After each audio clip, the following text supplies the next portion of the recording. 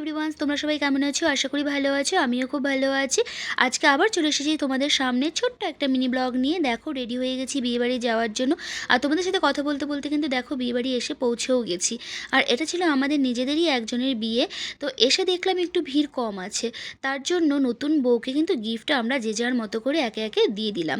আর একটু ভিড়টা কম আছে বলে আমরা কিন্তু আর সেভাবে বসিনি, বা আদার্স যা কিছু বসেছিল স্টল সেগুলোও আমরা কিন্তু খাইনি। একদম চলে এসেছি মেন কোর্সের ওখানে, মানে খেতে চলে এসেছি।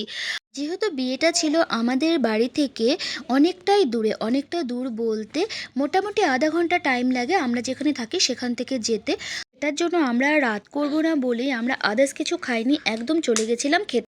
আর আমরা যে টাইমে গিয়েছিলাম না, সেই টাইমে একটু ভিড়টা কম ছিল, তাই ভাবলাম আর দেরি না করে খাওয়াটা সেরে নিই। কারণ এরপরে ভিড় হয়ে গেলে ওই দাঁড়িয়ে থাকতে হবে, দেরি হয়ে যাবে। তো সেটার জন্য তাড়াতাড়ি আমরা খেয়ে নিলাম। আর খাওয়ার মেনুতে ছিল একদম সিম্পল খাবার, সাদা ভাত, স্যালাড, তার সাথে ছিল কাশ্মীরি ডাল, ছিল মাছ আর মুড়িঘণ্ট, ছিল মাটন, চাটনি, দই, মিষ্টি, ব্যাস এটাই ছিল। তো বন্ধুরা, আজকের মতো টাটা, দেখা হবে তোমাদের সাথে পরের ভিডিওতে। ততক্ষণের জন্য তোমরা ভালো থেকো, সুস্থ থেকো।